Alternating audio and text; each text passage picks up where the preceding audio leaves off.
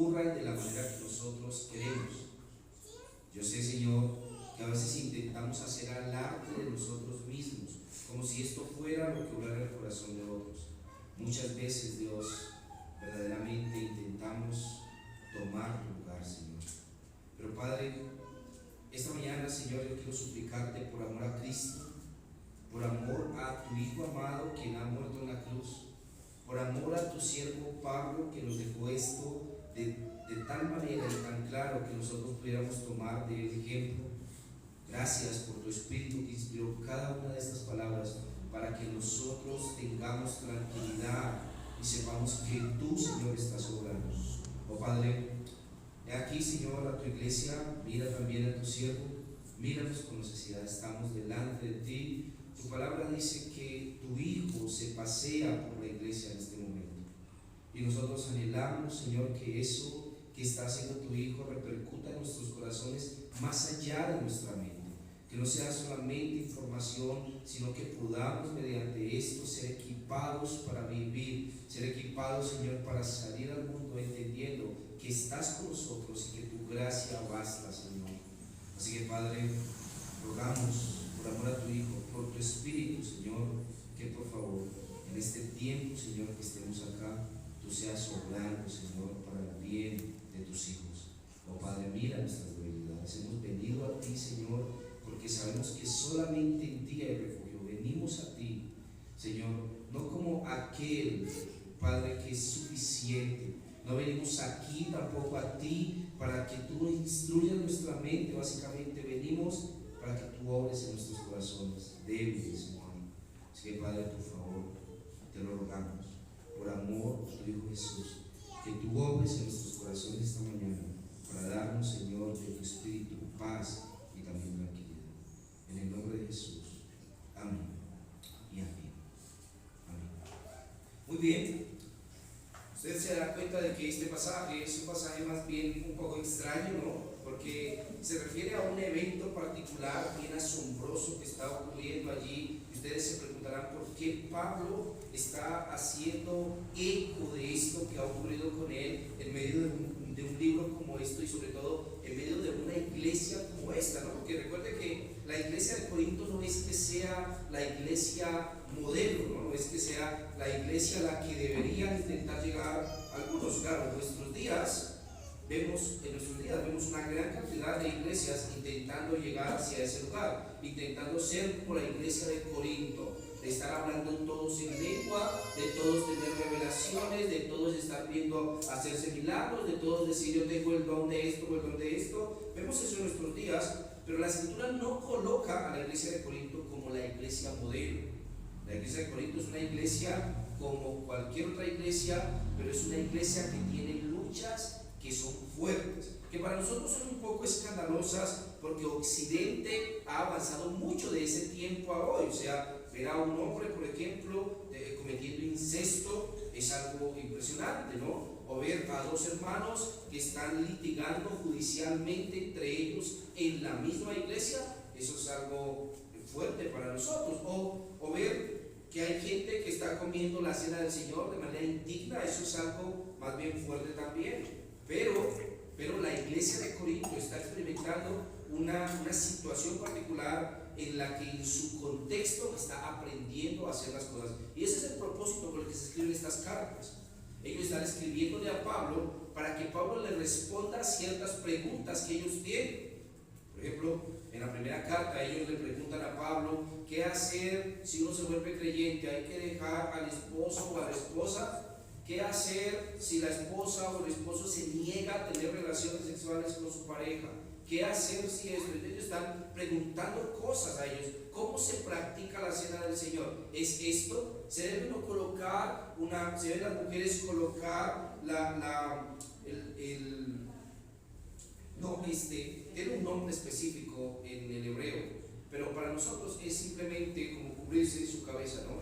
Se debe hacer cuando ella va al templo. ¿Puede la mujer orar públicamente o puede tomar el liderazgo de la iglesia? Cosas como esas ellos están preguntándole a Pablo, y Pablo les escribe respondiendo en la primera carta. Pero luego, entre la primera carta y la segunda carta hay otra carta. Algunos le llaman a esa carta la carta severa. y es porque la segunda que tenemos nosotros de Corintios es una respuesta a esa carta que no tenemos, que está entre la primera y la segunda, esa carta severa. Así que Pablo está escribiéndoles esta carta ahora para que ellos entiendan ciertas cosas acerca de cómo él los había amonestado en esa carta, y en esta carta ya no está amonestándolos, sino que está consolándolos. Tranquilos, hermanos, tranquilos, consolados con la consolación que el Señor da. Consuélense para que consuelen a otros. Y él está escribiendo eso, pero algo más él está haciendo en esta carta, y es que está haciendo defensa de que él es un verdadero apóstol a aquellos que piensan que él no es un verdadero apóstol porque no hace parte de los 12. Entonces él les está respondiendo a esa carta, y para responder a esa carta, ahora en nuestro capítulo, él va a dar su propio testimonio, luego va a mostrar su propia confesión, y luego va a dar un parte de tranquilidad con su propia experiencia. En primer lugar, él se va a encargar de contarnos esta extraordinaria experiencia que tuvo, ¿no? Esta es una maravillosa experiencia. En los primeros versículos, él nos va a contar cuál es esa experiencia, qué es lo que él experimentó para que lo cataloguen como un verdadero apóstol. Él está diciendo en su carta, aquí en el capítulo 12, versículo 1 en adelante, él dice que ciertamente no me conviene gloriarme, pero vendré a las visiones y a las revelaciones del Señor. Dice, conozco a un hombre en Cristo que hace 14 años, si en el cuerpo no lo sé, si fuera del cuerpo no lo sé, Dios lo sabe, fue arrebatado hasta el tercer cielo. Y esta es una afirmación extraordinaria.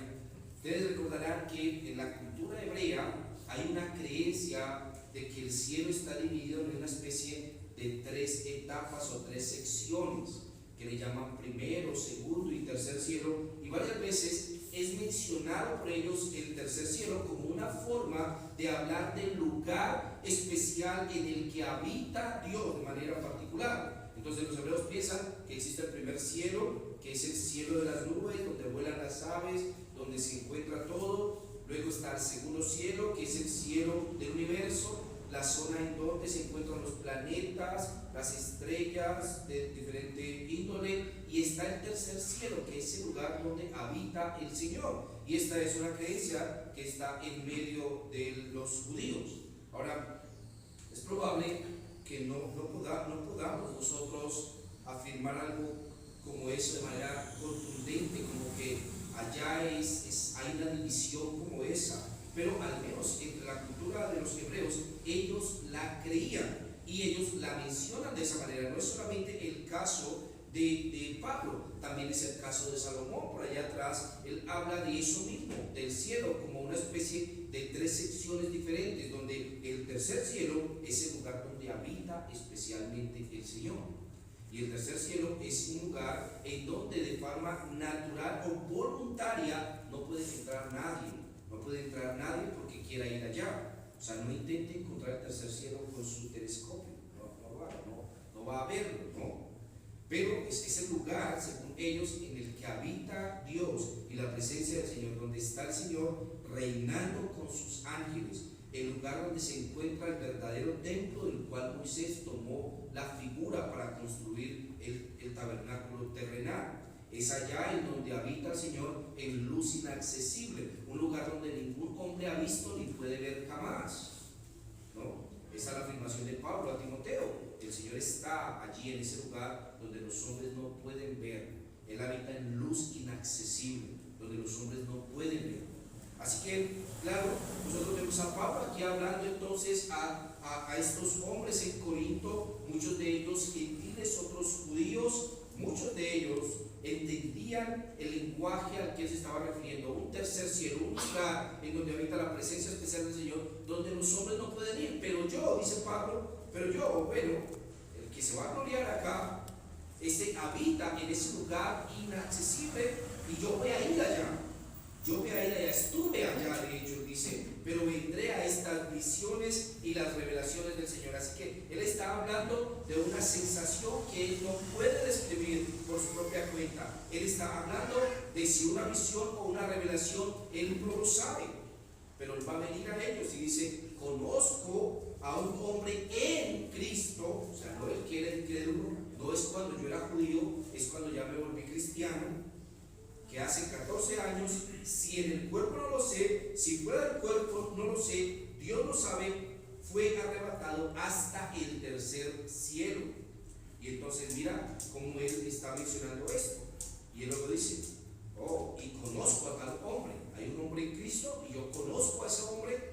Ese hombre, si en el cuerpo o fuera del cuerpo no lo sé, Dios lo sabe, fue arrebatado al paraíso, donde oyó palabras inefables que no le es dado al hombre expresar. Ahora miren lo que él está haciendo, está asociando ahora el tercer cielo con el lugar donde se encuentra el paraíso. Eso ha llevado a algunas personas a algunas confusiones históricas de afirmar, por ejemplo, que el paraíso de Génesis en el capítulo número 1 y 2 no era literal, sino que era una especie de afirmación simbólica que solamente se refería a una expresión de lo que había en el cielo, pero que realmente el paraíso por Génesis 1 hasta el capítulo número 11 no es cierto. Muchos afirman que es metafórico y no es verdad, pero eso no es lo que Pablo está enseñando acá. Él no está diciendo que Génesis 1 al 11 sea metafórico. Él está diciendo acá que en ese lugar se encuentra también el paraíso. No sería raro entender esto, porque Cristo le dice al ladrón en la cruz, mientras se encuentra allí, le dice, hoy mismo estarás conmigo en el paraíso.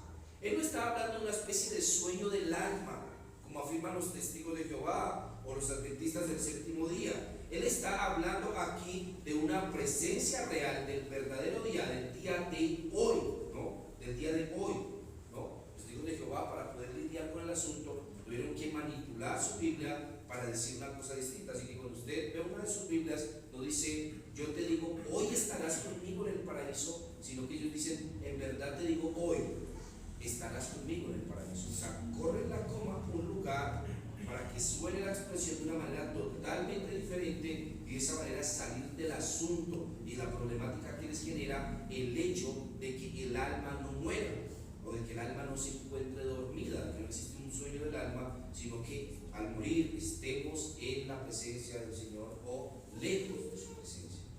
Así que Pablo está argumentando aquí que este hombre estuvo en el tercer cielo, en donde se encuentra el paraíso, y que en ese lugar, allá, vio cosas que le es imposible al hombre expresar. El hombre no puede expresar. Ahora, debemos entender que ese paraíso celestial es el lugar del reposo de los santos, no como el lugar eterno.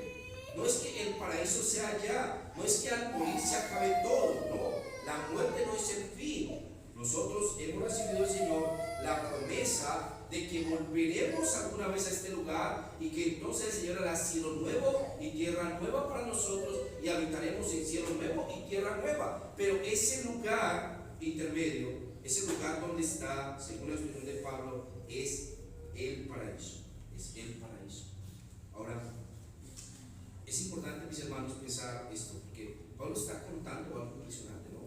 O sea, piensa en una persona que ha estado allá. Nosotros hemos escuchado en nuestros días testimonios de gente diciendo, yo fui al cielo y al infierno, y vi al Papa, allá estaba quemándose, y vi a John Lennon, allá tenía su letrero, y vi no sé qué, yo fui al cielo, y vi tal cosa en el cielo. No, Pablo está utilizando esto justamente por la imposibilidad de que le ocurra a los hombres. Por eso mismo es que lo está usando, porque los seres humanos no pueden experimentar o ir a alguno de esos lugares para verificar su fe. La fe es la certeza de lo que se espera, la convicción de lo que no se ve. Pablo dice que si nosotros ya lo hubiésemos visto, entonces no sería fe. Es importante pensar en que estos testimonios que escuchamos a veces, que son voces que vienen a nosotros como a decirnos, sí, eso es verdad. No, nosotros no creemos que eso sea verdad porque alguien pega y nos diga, verdad, el infierno sí existe, o porque alguien nos diga, oh, el cielo sí existe. No, nosotros creemos que es cierto porque Dios dijo que es cierto. Eso es fe. Ahora, pero sin embargo, Pablo está utilizando esto como un argumento para decir que él estuvo allá. Claro, él lo hace en tercera persona.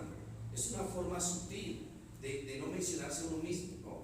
Yo conozco a alguien, ¿no? Si en el cuerpo no lo sé, si fuera del cuerpo no lo sé, pero no me conviene gloriarme. Era obvio que él está hablando de sí mismo, no es un asunto que tenga alguna dificultad lingüística o de la traducción. No, él está hablando de sí mismo, está experimentando un momento extraordinario, y eso para él es un argumento que indica que él verdaderamente es un apóstol. Ahora, no es la única forma en la que él argumenta esto. Por aquí más adelante, en el versículo número 11, él nuevamente habla de este evento y él dice, me he hecho un necio al gloriarme, vosotros me obligasteis a ello. Los corintios, ¿no? Pues yo debería ser alabado por vosotros, porque en nada he sido menos que aquellos grandes apóstoles, aunque nada soy. Con todo, dice él, las señales de apóstol han sido hechas entre vosotros, con toda paciencia, por señales, por prodigios y milagros. Porque en qué han sido menos que otras iglesias, sino en que yo mismo no os he sido carga, perdonadme este agravio. Entonces mira cómo él hace ahora para conectar eso con la realidad de que él es un verdadero apóstol. Y es un verdadero apóstol no porque él fue al paraíso solamente y escuchó cosas que no le es posible al hombre expresar, sino que además de eso, porque él tiene todas las señales de apóstol. Las señales de apóstol son señales, prodigios y milagros. Ahora déjenme aquí, por favor, darles un poquito de claridad respecto del papel de los apóstoles en el plan del Señor para la iglesia. Los apóstoles no eran 12 hombres comunes y corrientes, contradiciendo a mi buen hermano MacArthur, ¿no? Pero los apóstoles eran gente que fue llamada para cumplir con la misión más grande de la historia de la humanidad. Y para cumplir con la misión más grande de la historia de la humanidad, ellos fueron facultados por el Señor con diferentes cosas que vindicaban delante de la gente que ellos eran apóstoles y que lo que ellos estaban diciendo era una interpretación infalible del Antiguo Testamento. Entonces el Señor está testificando esto por medio de señales, prodigios y milagros para decirle a la gente que está escuchando que lo que este hombre está diciendo es infalible. Esto no tiene falla, no tiene sombra de algún tipo de error. No, esto es la verdad y solamente la verdad. Así que es autoritativo. Cuando uno de estos hombres hable, es como si hablara Dios mismo. ¿Por qué? Porque en sus palabras no hay ninguna sombra de error. Marcos, en el capítulo 16, vaya conmigo hasta allá.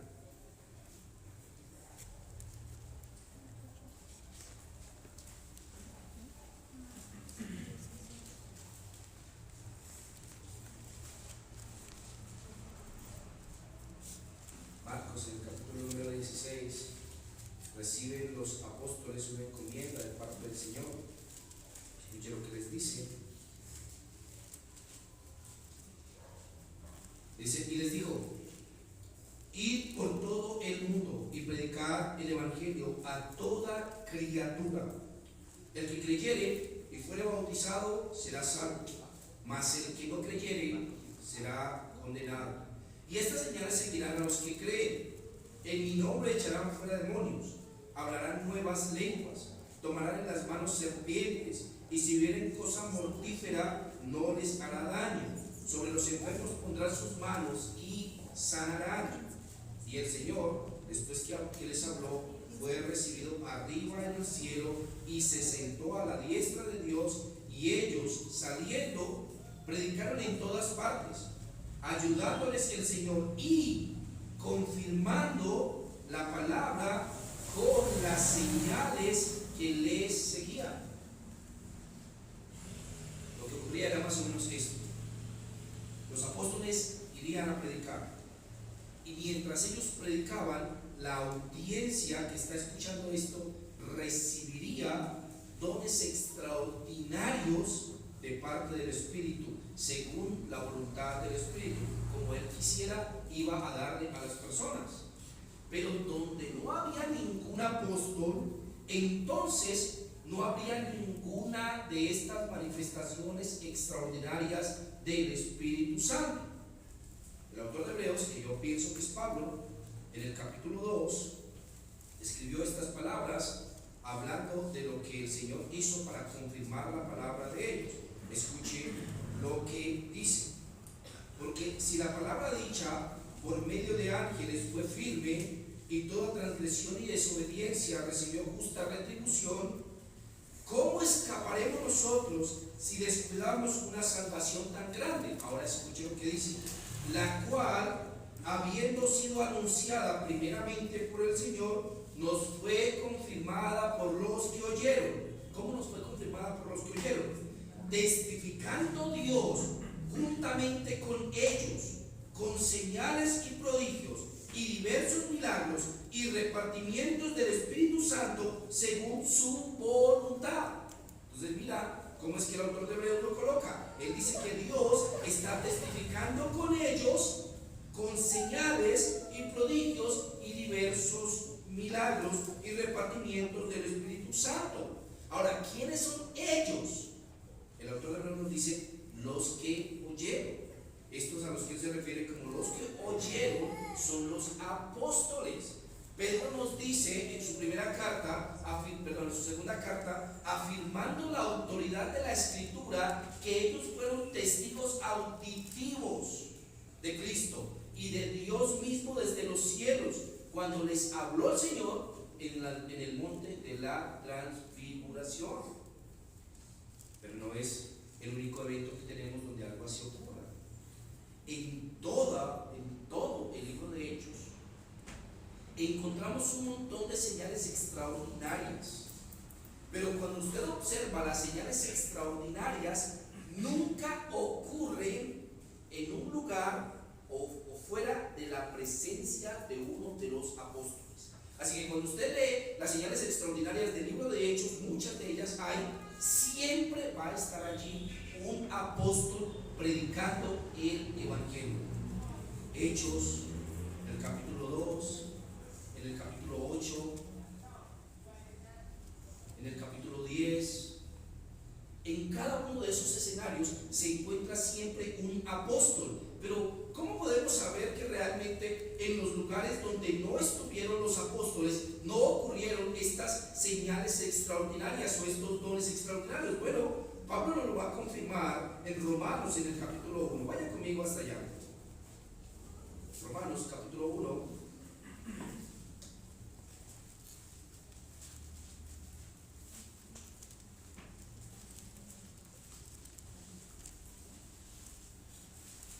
Escuche lo que él dice, versículo 9.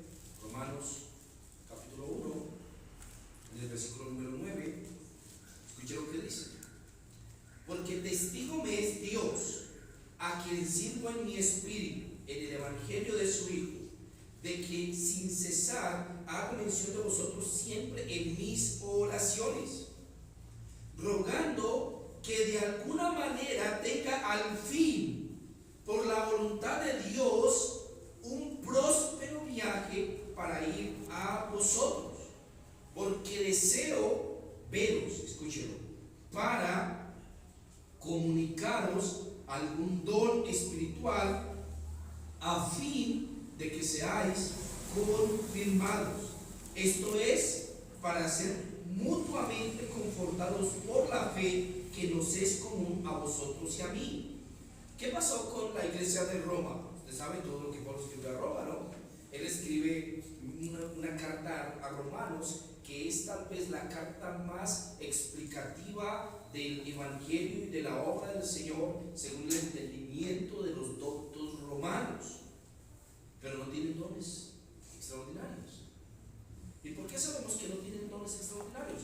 Pues porque cuando Pablo les habla de los dones a ellos en el capítulo número 12, todos los dones de los que les habla son dones ordinarios. Es decir, no había revelación, no había milagros, no había discernimiento de espíritus, no había sanidades. No, mira lo que Pablo les dice en el capítulo 12, verso 6. De manera que teniendo diferentes dones, ya tienen dones. Entonces no son estos dones los que Pablo les va a comunicar. Él dice, de manera que teniendo diferentes dones, según la gracia que nos es dada, si el de profecía, se refiere a la interpretación de la Biblia, si el de profecía, úsese conforme a la medida de la fe, o si de servicio, en servir, o el que enseña en la enseñanza, o el que exhorta en la exhortación, el que reparte con liberalidad, el que preside con solicitud, el que hace misericordia con alegría. Mira que todos son dones ordinarios: hacer misericordia, exhortar, repartir, presidir, ¿sí? Cada uno de ellos son dones ordinarios.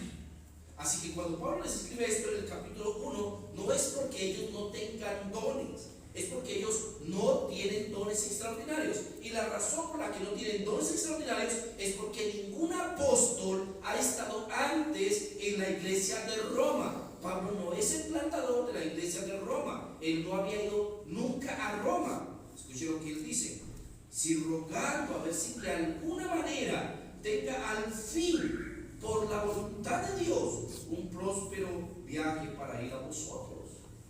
Él no había nunca visitado Roma, y por eso Roma no gozaba de los dones extraordinarios que sí gozaba la iglesia de Corinto. ¿Por qué? Porque los dones extraordinarios, o la repartición de los dones extraordinarios, son una de las señales de que alguien es un apóstol. Cuando venía un apóstol, o cuando había un apóstol, entonces el Señor repartía dones extraordinarios a la audiencia que estaba escuchando la predicación apostólica. ¿Y para qué? Para confirmar a la gente. ¿Para qué? Para confirmar el mensaje predicado por los apóstoles. Así que esa confirmación apostólica es de lo que Pablo estaba hablándole a la iglesia de Corinto cuando les dice: yo me he hecho un necio al gloriarme, vosotros me obligasteis a ello, pues yo debería ser alabado por vosotros, porque en nada he sido menos que aquellos grandes apóstoles, aunque nada soy. ¿Por qué? Porque con todo las señales de apóstol han sido hechas entre vosotros con toda paciencia, por señales, prodigios y milagros. Estas señales de apóstol estaban marcadas en la iglesia de Corinto. Ellos las experimentaban todo el tiempo. Había don de discernimiento de espíritus, don de profecía, pero en un sentido diferente a Romanos. Aquí era en un sentido de una nueva revelación. Había don de hacer milagros, de sanidades, habían dones extraordinarios. Esto era una evidencia de que Pablo sí era un verdadero apóstol, porque ellos mismos podían testificar eso. Además de eso, también le está diciendo: miren, yo fui hasta el tercer cielo, al paraíso, vi al Señor, estuve con Él. Por ahí al otro lado les va a decir que a Él nadie le enseñó, ninguno de los apóstoles, sino que Cristo directamente fue el que le enseñó. Él ha estado allá en la presencia del Señor, incluso en el tercer cielo, tiene todas las señales de apóstol, así que Él es un verdadero apóstol. Y estos le han obligado a gloriarse, le han hecho gloriarse, y ese es nuestro segundo punto. Además de esa experiencia extraordinaria de Pablo que me indica su apostolado, él entonces ahora va a hacer una confesión amorosa. Y él dice esto, versículo 7: y para que la grandeza de las revelaciones no me exaltase, me fue dado un aguijón en mi carne, un mensajero de Satanás que me abofetee, para que no me enaltezca sobremanera. Respecto a lo cual 3 veces he rogado al Señor que lo quite de mí. Pues mira cómo Pablo va a confesar lo que está experimentando. Él no está confesando acá que él tiene una enfermedad que es su aguijón en la carne. No. Él no está hablando de una enfermedad. Es que todos tenemos nuestro aguijón en la carne. Todos padecemos. Pablo era una enfermedad. No. Pablo no está hablando de ninguna enfermedad. El aguijón en la carne de Pablo no es ninguna enfermedad. El aguijón en la carne de Pablo es este deseo de utilizar su experiencia y sus revelaciones extraordinarias y su evento que le ocurrió allí, para decirle a la gente, para que crea que él verdaderamente es lo que dice ser y que verdaderamente lo que él dice es verdad. ¿Ya ha pasado a usted alguna vez? No nos pasa todo el tiempo, ¿no? A veces queremos utilizar nuestro testimonio para convencer a alguien que la verdad del cristianismo es cierta. Hay ¿cómo decirlo? Testificadores ambulantes, ¿no? Gente que va de iglesia a iglesia contando su testimonio, lo que le ocurrió. Yo no estoy diciendo que contar el testimonio sea malo. El problema es que yo piense que mi testimonio va a traer a alguien a la fe. Mi testimonio no va a traer a nadie a la fe. Y ese es el punto de lo que el Señor está diciéndole a Pablo. Pablo va a contar que él verdaderamente es lo que dice ser y que le ha pasado todo esto. Y entonces él dice que para que eso que ha tenido, que es cierto, eso que ha experimentado, no lo exalte demasiado, entonces Dios le ha enviado un mensajero de Satanás para que la abofetee. Eso es impresionante, porque los otros momentos que tenemos una experiencia como esta, el final no es tan bueno. Por ejemplo, en el caso de Saúl, ¿lo recuerda? El Señor envía a un demonio a Saúl, y le envía un demonio a Saúl, y ese demonio posee a Saúl, ¿no? Y lo atormenta, y entonces Saúl se endemonia, ¿no? Queda endemoniado, y cuando él está endemoniado no tiene paz, y lo que ocurre con él es que entonces él ocasionalmente se desespera al punto que tienen que contratar a un músico para que venga y le toque una tonada suave para ver si lo tranquiliza. El otro momento que tenemos es el momento en el que un demonio también viene y tienta a David para que David cense al pueblo. David censa al pueblo por allá atrás, porque Dios envía a un mensajero de Satanás para que él venga y inste a David a que cense al pueblo. Y esto es lo que está diciendo aquí Pablo, de que Dios le ha enviado a un mensajero de Satanás, un aguijón en su carne, para que lo abofetee. Él no se está refiriendo aquí a su carne como algo físico, no está refiriéndose a la carne como su cuerpo. No es una enfermedad lo que está atormentando a Pablo. Lo que está atormentando a Pablo es que las cosas que él vio no le es posible expresarlas, y este mensajero de Satanás está viniendo constantemente a Pablo a abofetearlo para que él se engrandezca de las revelaciones y de las experiencias que ha tenido. Así que esta es la confesión de Pablo, que está diciendo: hermanos, les confieso esto. A veces quiero gloriarme de esas cosas que he experimentado. A veces quiero señalar esas cosas que he experimentado como la fuente de mi autoridad, para que la gente me crea, para que crea que lo que digo es cierto. Y aquí viene la revelación de Pablo más maravillosa. Él dice: he orado incluso por eso, ¿no? He orado al Señor para que Él quite a ese mensajero de Satanás que me está abofeteando. Pero el Señor me ha dicho: no, Pablo. Aquí hay una diferencia sutil con la forma en la que expresamos este versículo. Él no dice: bástate en mi gracia, porque mi poder se perfecciona en la debilidad. Él no está diciendo: descansa en mi gracia. Él está diciendo: bástate mi gracia, que es distinto. Bastarse en la gracia es pensar en la gracia como algo en lo que yo puedo descansar. No, eso no es lo que está diciéndole el Señor a Pablo. Lo que le está diciendo el Señor a Pablo es: bástate mi gracia. Pablo, no tienes que convencer a nadie, tranquilo, mi gracia basta. Pablo, no tienes que mencionar estas revelaciones impresionantes que tuviste. Tranquilo, mi gracia basta. No es en mi gracia, sino mi gracia. Así que lo que es suficiente no es nosotros descansando en la gracia. La gracia de Dios es suficiente por sí sola, independiente de nosotros. Ella puede. No tenemos que contarle nuestro grandiosísimo testimonio a la gente para que entonces la gente vea que es cierto. ¿No? ¿Por qué? Porque la gracia del Señor hace su trabajo. Quien es suficiente es la gracia del Señor, no nosotros. Nosotros somos insuficientes, pero la gracia del Señor sí es suficiente. Esa gracia es suficiente para con los demás, así como lo ha sido para con nosotros también. La gracia de Dios basta.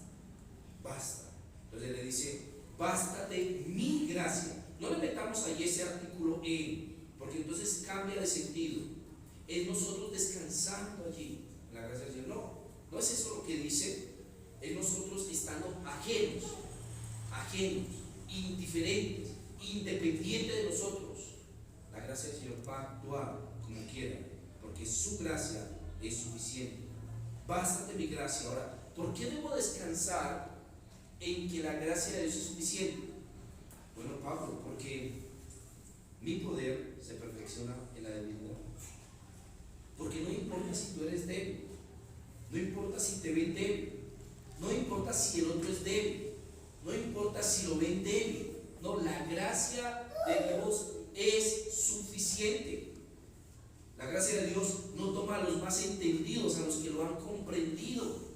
La gracia de Dios toma al que quiere. Esa gracia es suficiente, independiente de la dificultad del otro, independiente de su capacidad intelectual, independiente de su capacidad económica, independiente de los problemas que tenga, independiente del hueco en el que se encuentre, independiendo de la mansión donde se encuentre. La gracia del Señor es suficiente.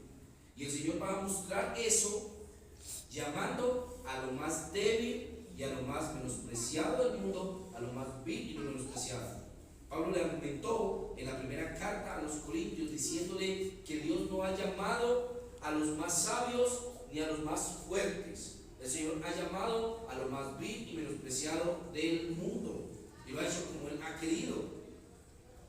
No es que Dios haya llamado a los más pobres solamente, o a los que se encuentran en las drogas solamente, o a cierto tipo de personas solamente porque son lo más vil del mundo. No, este punto es que no se trata de la gente más sabia, porque los griegos buscan sabiduría.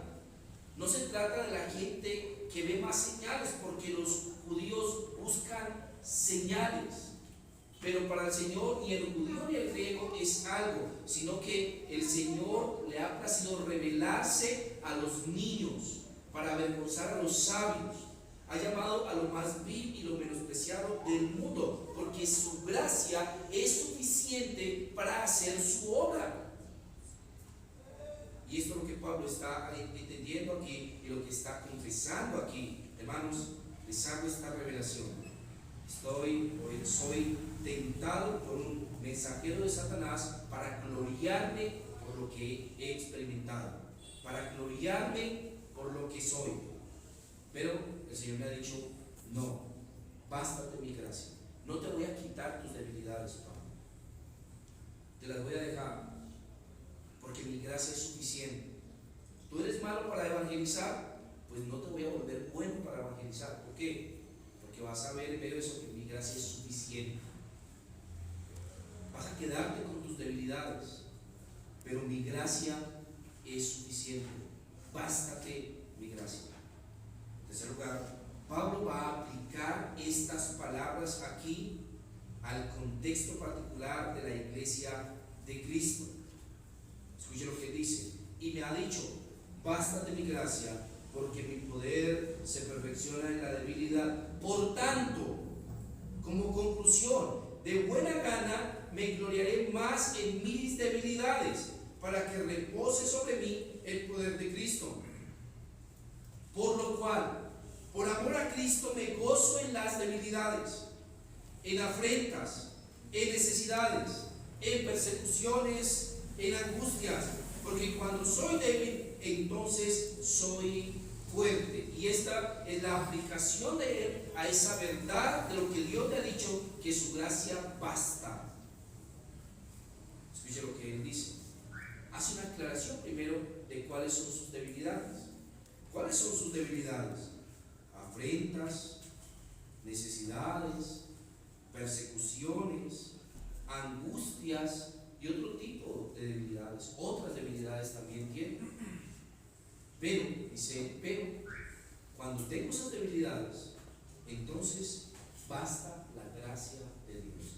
Entonces soy fuerte. Cuando me encuentro allí en la debilidad, entonces basta la gracia del Señor. No, Él nos está instando aquí a irnos al pecado. El tipo de debilidades de las que Él está hablando no son pecados que Él haya cometido. Él no está viendo pornografía. Ustedes saben que esa no es de hoy en día, ¿no? Sino que incluso en los muros de los babilonios ya habían escenas pornográficas. Él no está aquí diciendo, bueno, entonces tranquilo, me voy a quedar en la mentira. Él no dice, entonces voy a hacer esto que yo sé que es pecado, porque el Señor dice que Él se va a gloriar en medio de la debilidad. No está hablando aquí de algún pecado que Él tenga. Él está hablando aquí de situaciones particulares en las que nosotros como seres humanos no somos suficientes. Así que usted no va a decir, es que tengo una debilidad por esto, pero el Señor dice, bástate mi gracia. No, eso no es lo que está diciendo. El Señor nos manda a nosotros que al identificar el pecado, entonces luchemos contra el pecado, que combatamos contra él hasta la sangre. Dice por allá en algún lado. Los pecados no son debilidades, son pecados. Las debilidades a las que Pablo se está refiriendo es el contexto y la incapacidad que tenemos como seres humanos para controlar nuestro escenario. ¿No? Él no puede cambiar de situación económica por sí mismo. Él no puede cambiar su condición intelectual o su preparación académica. Él no puede cambiar los corazones de la gente. Él no puede hacer que la gente confíe en él y en que sí es un verdadero apóstol. Él no puede hacer eso. Es una incapacidad que él tiene. Él no va a poder evitar que la gente venga a afrentarlo. Él no puede evitar esas necesidades que tiene. Él no puede evitar las persecuciones. Él no puede evitar las angustias. Él es un hombre débil, y en esto es como nosotros, igual que nosotros. Las mismas debilidades que experimentamos nosotros, las experimentó él también. Es débil. Pero él dice, es allí, en mi debilidad, que yo soy fuerte. ¿En qué sentido Pablo es fuerte en medio de su debilidad? Bueno, en su absoluta seguridad acerca de la gracia de Dios. Allí en medio de la debilidad, él reconoce su debilidad, pero dice, basta la gracia del Señor. Si Dios quiere, tranquilo, no tengo que afanarme, no tengo que estar desesperado. ¿Por qué? Porque basta la gracia del Señor. Lo que yo no puedo hacer, el Señor lo hace, y su gracia es suficiente. Ahora, déjenme por favor aplicar este sermón a sus vidas, porque hasta ahora hemos tenido un cierto conocimiento de Pablo, de quién era Pablo, de las luchas de Pablo, del corazón que había en él, de la respuesta del Señor. Pero ¿cómo esto tiene que ver con nosotros? ¿Cómo tiene que ver con nosotros esto? Bueno, en muchos sentidos, ¿no? En muchos sentidos esto tiene que ver con nosotros. En primer lugar, en la incapacidad que tenemos nosotros de controlar el corazón de otros, ¿no? Usted no puede hacer eso. Usted quisiera, ¿no? Usted quisiera meterse en el corazón de ellos y cambiar la forma en la que actúan, cambiar la forma en la que piensan, o incluso inyectarles el evangelio en su corazón para que, wow, respondan al evangelio. Pero usted no puede hacer eso. Usted lo único que puede hacer es hablar. Usted no puede ir más allá que eso. Pablo dice allá que la fe viene por el oír y el oír la palabra de Dios. Así que usted no puede hacer más que predicar el evangelio. Y usted va a ir allá Señor, pero ¿por qué es que ellos no creen? ¿Por qué es que yo les he predicado el Evangelio y ellos no obedecen el Evangelio? Señor, pero si esto de acá, pero si esto de acá. Usted va a culparse usted mismo también, ¿no? Va a culparse, es que yo he sido un mal testimonio, es que lo que ve conmigo, lo que ve en mi casa, es que lo que yo hice tal vez, es que cuando estaba recién nacido lo dejé caer de la cama y eso fue lo que me pasó. Le va a culparse, le va a darse látigo todo lo que puede, ¿no? Pero, nuevamente, bástate mi gracia. Tú no puedes hacer eso. Tú no puedes hacer nada. Tú no controlas el corazón de otros. Tú solamente puedes predicar el Evangelio y descansar. Ya está. Es decir, la gracia del Señor es suficiente. Si la gracia del Señor quiere obrar ese corazón, entonces va a obrar ese corazón. No estoy diciendo que no importa, sé un mal testimonio. No importa, no prediques nada. No, yo no estoy diciendo eso. Lo que estoy diciendo es que no es eso lo que va a transformar a nadie. En segundo lugar, esto nos recuerda que tenemos que ser cuidadosos en la forma en la que expresamos el Evangelio a otras personas, recordando que no es por nuestra experiencia. Es que yo era un borracho, yo era un ladrón, es que yo era un mentiroso, un mujeriego, es que yo era... Y mira, ahora ya no soy así. Bueno, pero hay gente que no es así, sin necesidad del Evangelio. Hay gente que ha cambiado eso yendo al psicólogo o tomando un curso de yoga o yéndose a participar de cualquier secta y ha cambiado esas cosas también. Así que ese no es el Evangelio. Necesitamos evitar llevar a las personas diciéndoles, no, es que esto era yo y ahora ya soy así. No, eso no va a transformar a la gente. No significa que usted no lo pueda mencionar, pero eso no es el Evangelio. Usted tiene que evitar con su corazón, intentar mostrar como que usted es el Salvador, usted es el Mesías, usted es el mensaje. No, usted no es el mensaje, usted solamente es el mensajero. Así que usted, para mostrarle a otros, es a Cristo, porque es en Cristo en quien hay perdón, es en Cristo en quien hay la satisfacción pura, la limpieza de nuestros pecados, viene a través de él. Nuestra propiciación es Cristo. Así que usted debe mostrar es a Cristo, a Cristo. Ahora, pero eso tiene una aplicación que va más allá y tiene que ver con el oído que prestamos nosotros al escuchar a las personas contar ese tipo de cosas, ¿no? Entonces usted a veces se sorprende impresionantemente al escuchar, esta persona viene y le cuenta lo que era y era de esta manera y de esta otra y ahora ya no es así. Y usted sabe que tenemos una tendencia con nuestro corazón caído a exagerar las cosas, ¿no? Así que cuando escuchamos testimonios, no es que yo me morí y resucité, no es que duré tres días muerto. Yo alguna vez escuché a una persona hablar de como 7 horas muerto y que en la morgue se levantó y entonces ahora viene a contarnos acerca del cielo y del infierno para poder que nosotros creamos. No, es que nosotros no vamos a creer a nadie aunque se levante del mismo infierno, ¿cierto? Aunque va del cielo. Si eso que está diciendo no es lo mismo que dice la palabra del Señor. Y como decías Puyo, y si va a decirnos lo mismo que dice la palabra del Señor, entonces no lo necesitamos para nada, porque la palabra del Señor ya nos lo dijo y nosotros creemos a las palabras del Señor.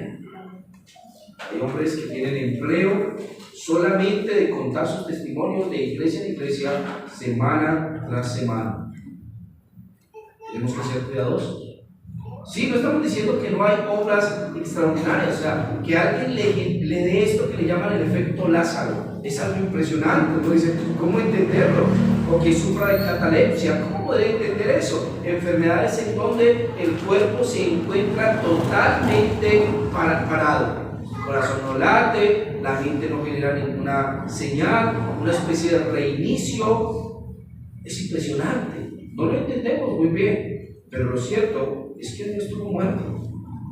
Si está ahí es porque no estuvo muerto. Uno no está muerto hasta que el alma no se separa de su cuerpo. Esa es la definición de muerte, ¿no? No está muerto hasta que el alma no se separa de su cuerpo. Y cuando el alma se separa de su cuerpo, según Abraham le dijo al rico, ¿no? Cuando la historia del rico y Lázaro, entonces ya no hay posibilidad de regresar. Si alguien ha muerto, ya no puede volver.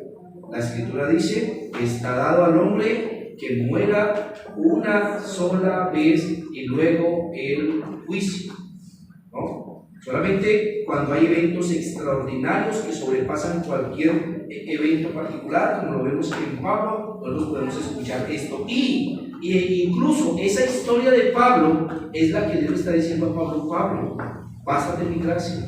Es suficiente mi gracia para que ellos lo crean. Es suficiente eso ya. Ahora, además de esta historia y otra historia en la Escritura, no encontramos ningún otro ejemplo de alguien volviendo de la muerte. Y eso quiere decir que no podemos hacer doctrina de solamente esos casos. El caso de Samuel, que ya sabemos para qué regresó, para sentenciar a Saúl a muerte, ¿no? Y el caso de Enoc, que no ha muerto, dice la Escritura, pero no ha vuelto, y el caso de Elías, que fue una aparición, no fue algo que podamos decir con certeza cómo ocurrió. Pedro lo vio, estuvo allí juntamente también con Abraham, el cual sí murió y estuvo allí en espíritu. Entonces, no podemos nosotros generar de esos particulares, mucho menos escuchar eso, porque nuestra fuente de nuestra fe proviene de la Escritura, y el Señor ha dicho a través de Pablo: bástate mi gracia. Así que la gracia del Señor es suficiente. Ella va a hacer lo que usted no puede hacer. Los apóstoles le preguntaron a Cristo: Señor, entonces, ¿quién podrá ser salvo? Y Cristo le dijo: lo que es imposible para el hombre es posible para Dios. Así que la salvación viene del Señor, y solamente es a través del Evangelio. Ahora, además de eso, tenemos que ver también nuestras debilidades a la luz de este pasaje, ¿no?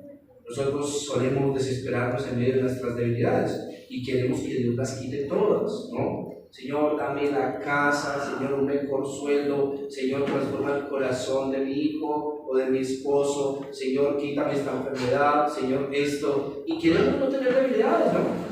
Nosotros quisiéramos que ninguna de estas debilidades nos afectara en nada. Nosotros quisiéramos que fuéramos así, que fuéramos siempre planos. Quisiéramos la utopía de las sectas, que los cristianos no sufran por nada, pare de sufrir, ¿no? Nosotros quisiéramos eso, pero no lo vamos a tener. El Señor ya nos dijo en su palabra que no lo vamos a tener. Ni Pablo lo tuvo, ni Cristo lo tuvo, ni Pedro lo tuvo. Ninguno lo ha tenido. ¿Por qué pensamos que nosotros íbamos a tener eso? Si la Escritura dice que nuestros sufrimientos nos hacen participantes de los sufrimientos de Cristo. Así que nuestros sufrimientos no se los va a llevar todos. Sí, a veces Él se lleva algunos de ellos. Quiera el Señor llevarse algunos, pero no quiera el Señor dejarnos sin alguno, porque eso significa entonces que no somos hijos, sino bastardos. Y Él nos dijo que Él trata a sus hijos para formar en ellos su carácter, porque al presente ninguna disciplina parece ser causa de gozo. Así que, hermano, ora al Señor para que te quite tus debilidades, pero no creas que te las va a quitar todas. Sé consciente. Hay algunas debilidades que te va a dejar el Señor, algunas peores que otras, algunas debilidades más fuertes para ti que para otros, ¿sí? Algunas cosas en las que trata más duro contigo que con otros, pero no se las va a llevar todas. Y aunque se lleve esa debilidad particular que tú estás queriendo que Él se lleve, te dejará algunas, porque tú a través de eso vas a aprender a confiar en su gracia. Tú vas a aprender a confiar que eso es suficiente, que su gracia basta en medio de los tiempos y las debilidades. De mi hermano. Ahora, déjame darte esta última aplicación en caso de que tú no hayas venido a Cristo. Yo sé que nosotros podemos volvernos con mucha facilidad religiosos y nuestra conciencia siente así un fresquito, ¿no? Todo el tiempo como que, sí, estoy leyendo la Biblia, sí, estoy orando, sí, estoy yendo a la iglesia, así que dice, bueno, pues hay los peores que yo. y tu conciencia intenta hacer eso constantemente, eso no significa que tú hayas venido a Cristo. Y tú no vas a venir a Cristo hasta que no, y no lo vas a saber hasta que no aprendas a confiar en su gracia, no solamente en su gracia en tus debilidades, sino que no va a ocurrir hasta que aprendas a confiar en su gracia para tu salvación. El día en el que aprendas que ninguno de tus actos va a mejorar tu condición delante de Dios, que no va a hacer que Dios te mire mejor, que estés bien con Dios. El día que entiendas que ni leer la Biblia, ni ir a la iglesia, ni compartir con otros, ni orar, va a mejorar tu condición delante del Señor, sino que solamente va a ocurrir porque tú coloques tu fe en Jesucristo, ese día tu vida realmente será otra. Ese día el religioso revivirá. El moribundo, aquel que estaba allí en la tumba, se levantará. Aquel que era una tumba blanqueada, que sabía hacer cosas que otros hacen como parte de su vida cristiana, que sabía hablar en cristianés. Ese día, que es el que sabía hablar en cristianés, entienda de verdad lo que significa descansar plenamente en la muerte de Cristo para la satisfacción de sus pecados. Ese día, entonces, el muerto vivirá. Ese día se levantará, ese día mirará a Cristo de una forma distinta, ese día sus hermanos serán más hermosos, ese día su propio corazón saltará de alegría, porque no puede ser que una persona nazca de nuevo y continúe como muerta y estática. Aquel que ha nacido de nuevo tiene vida nueva, un corazón nuevo, una forma nueva, una verdadera forma de vivir distinta, un corazón que salta de alegría, un corazón que camina como aquel ciervo que está bramando por agua y finalmente la halla, como el moribundo que haya alimento, como el enfermo que haya sanidad. Aquel día esa persona será diferente. Ese día el religioso verá la Biblia con alegría. Ese día tendrá deseo por encontrarse con sus hermanos. Ese día anhelará la iglesia. Ese día buscará el rostro del Señor en lo secreto. Si tú no has experimentado eso, si no has visto eso, coloca tu confianza en el Señor. No, ninguna de tus obras te va a ayudar un poquito. Ninguna va a mejorarte la condición. Al contrario, mientras estás pensando que vas bien, de repente estás descendiendo día tras día al infierno y de repente va a llegar sobre ti la muerte y te vas a despertar con una horrenda sorpresa cuando estés al otro lado y te des cuenta que todo lo que has acumulado para ti es ira para el día de la ira. Ser cristiano es más que esas cosas, implica un corazón, la transformación de adentro, un cambio de su ser. Y para eso tus obras no son suficientes. Lo único que es suficiente para eso es la gracia del Señor. Quiera el Señor te dé gracia de ti y te dé el don de la fe para que creas. Vamos a orar al Señor. Vamos por favor de pie. Vamos a responder al Señor en oración y en gratitud. Padre, déjanos venir delante de ti, Señor, ahora después de este sermón.